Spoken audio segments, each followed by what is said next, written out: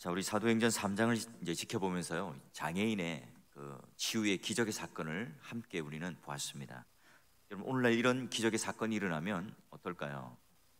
사진을 찍고 동영상을 찍어서 SNS에 올리고요, 많은 홍보를 할 거예요. 게다가 정말 혜성같이 나타난 능력의 종, 또는 선지자, 또는 시대의 부흥사라고 하는 표어를 붙이고 저마다 베드로와 요한을 또 초청해서 집회를 하지 않을까 생각이 들어요. 자, 그런데 여러분, 베드로는 어떻게 반응하죠? 왜 우리를 주목하느냐? 우리의 능력도 아니고 또 우리의 경건의 탁월함도 아니다. 바로 예수 그리스도를 믿는, 예수 그리스도 이름을 통하여 믿는 믿음을 통하여 이런 일들이 벌어진 거다. 우리를 주목하지 않고 예수 그리스도를 주목하라. 자, 여러분, 베드로는요, 한때 막 서로가 이 자리 다툼하던 사람들이다. 요한도 마찬가지죠. 자, 이런 베드로가요, 오로지 예수 그리스도를 집중하도록 만들어요. 이어서 이제 베드로는 설교를 이어가는데요. 자, 유대인들이 예수 그리스도를 죽였다. 바로 심각한 죄악을 벌였다. 그가 만약에 하나님이 보내신 아들 메시아라면 그 무고한 자들을, 바로 유대인 너희들이 지금 살인자로 극악무도한 죄를 저질렀다 질책을 합니다. 통렬한 그런 추상 같은 질책을 하죠. 자, 그런데요, 여기서 끝나는 게 아닙니다. 바로 이 해답을 제시하는, 그러면 너희들이 어떻게 이 죄악에서 벗어날 수 있고 구원을 받을 수 있는가? 자, 오늘 그 해답을 제시하는 장면이 바로 두 번째 설교의 내용이에요. 자, 17절 볼까요?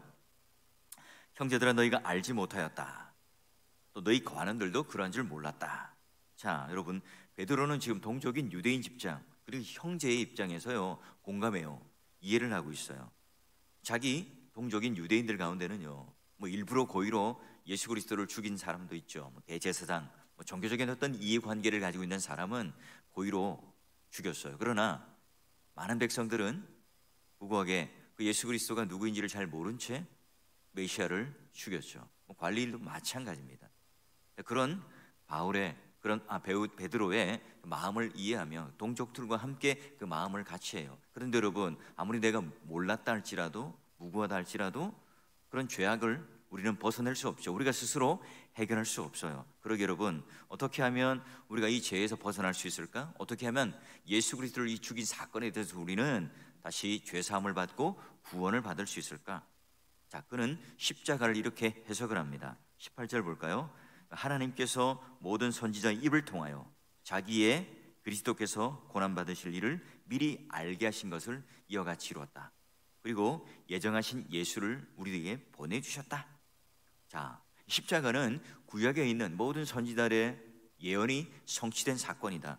하나님의 경륜에 의하여 바로 일어나야만 했던 사건이고, 바로 예수 그리스도를 통해서 십자가에 못 박혔던 이 예수가 구약 성경에서 오리라 예고되었던 바로 메시아다. 바로 하나님께서 그 경륜 가운데 계획하신 일이 성취된 거란다. 자, 이런 십자가의 사건을 해석을 하고요, 그리고 이제 그 십자가 사건을 우리는 어떻게 바라봐야 될 것인가? 복음의 핵심을 19절 이렇게 말을 합니다. 너희가 회개하고 돌이켜 너희 죄 없이 함을 받으라.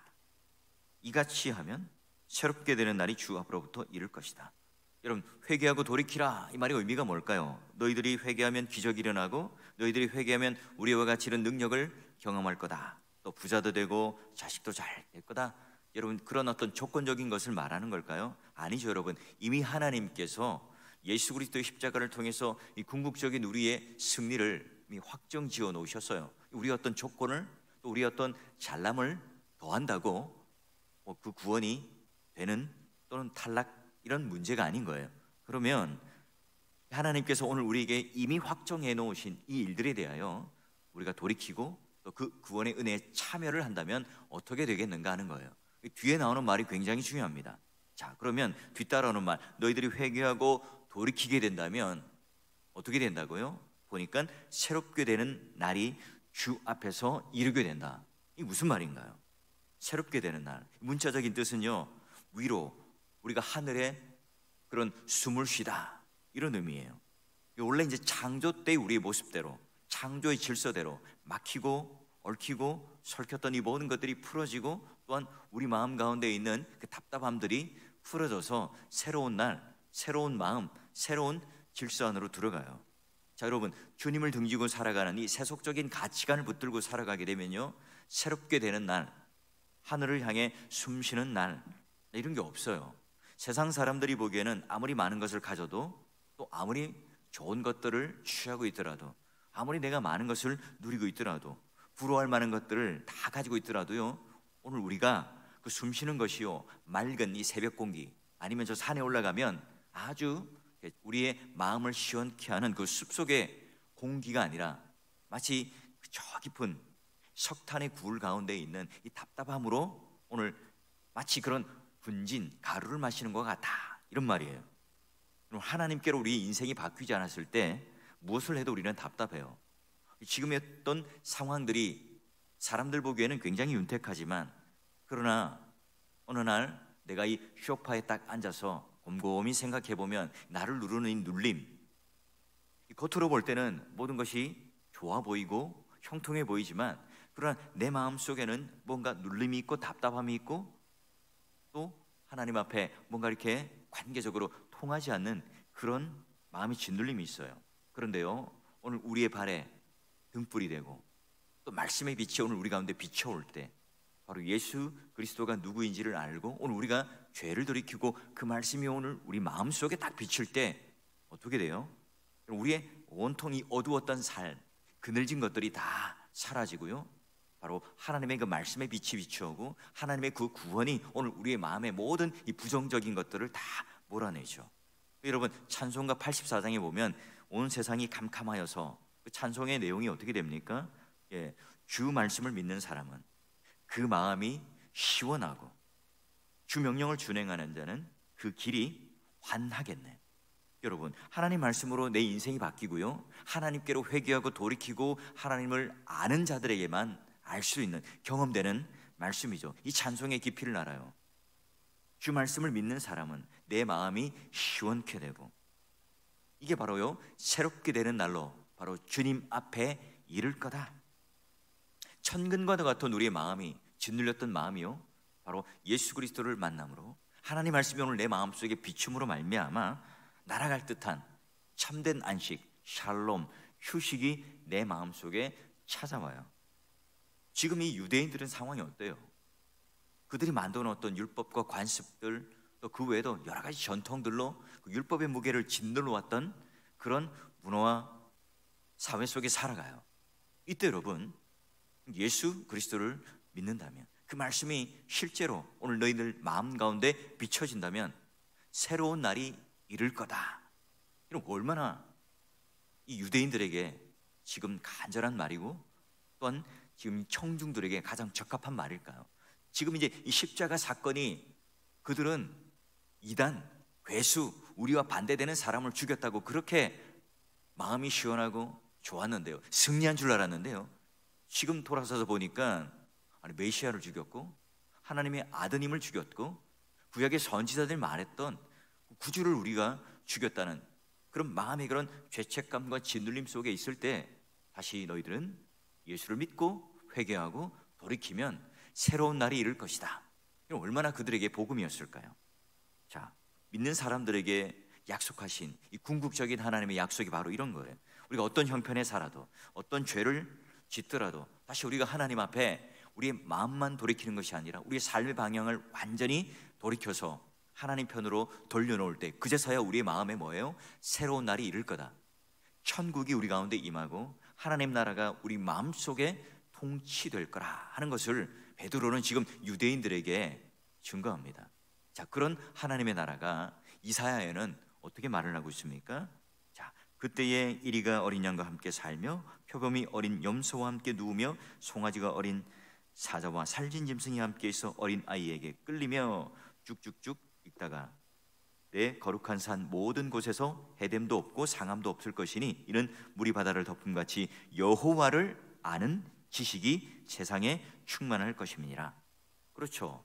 이게 지금 초식 동물과 육식 동물이 함께, 우리 이 세상에는 얼마나 서로가 물어뜯고 경쟁하고 죽이는 그 인생 가운데 삽니까? 그런데 그런 것들이 다 사라지고요, 함께 어울리는 이 세상의 질서 체계와는 전혀 다른 체계예요. 그런데 바로 여호와를 아는 지식이 세상에 충만한 것을 통해서 물이 바다를 덮은 것 같이 오늘 우리 가운데 실제로 하나님의 통치와 임재가 임하는 하나님 나라를 경험하는 것을 이 그림으로 보여주잖아요.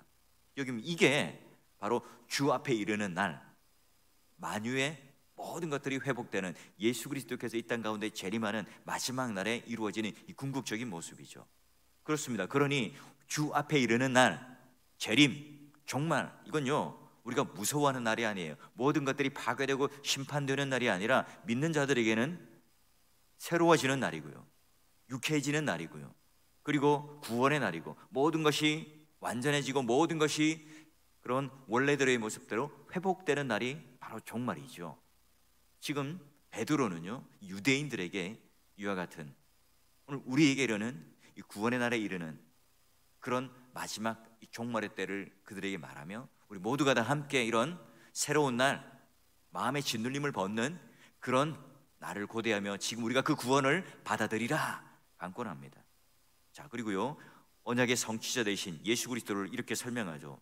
21절부터 보니까 거룩한 선지자들의 입을 통해서 만물이 회복될 때까지 지금 우리는 이 땅을 살아가는데요, 모세도 말했고 바로 나 같은 선지자를 신약의 예수 그리스도를 통해 보내시고 또한 세우실 거라는 말을 해요.